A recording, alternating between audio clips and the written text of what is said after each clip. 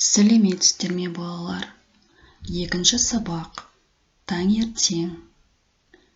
Жаңа сөздер. Новые слова. Таңертең. Утром. Ішемін.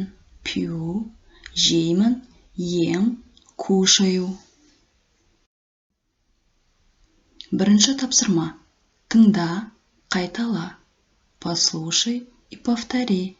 Сүт. Шырын. Ботқа. Нан. Мен таңертең сүт ішемін, ботқа жеймін. Екінші тапсырма. Тыңда, қайтала, толықтырып айт. Мен таңертең сүт ішемін. Мен таңертең ботқа жеймін. Мен таңертең шырын ішемін. Мен таңертең нан жеймін. Үшінші тапсырма. Толықтырып айт. Мен таңертең сүт ішемін. Мен таңертең ботқа жеймін. Мен таңертең шырын ішемін.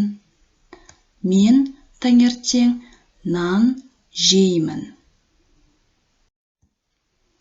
Төртінші тапсырма. Сұрақтарға жауап бер. Өз ойыңды айт.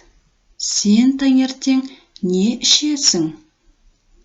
Сен таңертең не жейсің? Что ты утром пьешь и что ты утром ешь?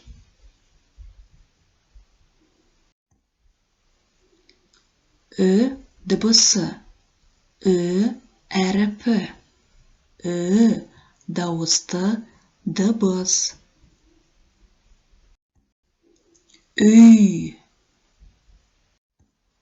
Үш. Күн. Сенің атың кім? Менің атым Үсен.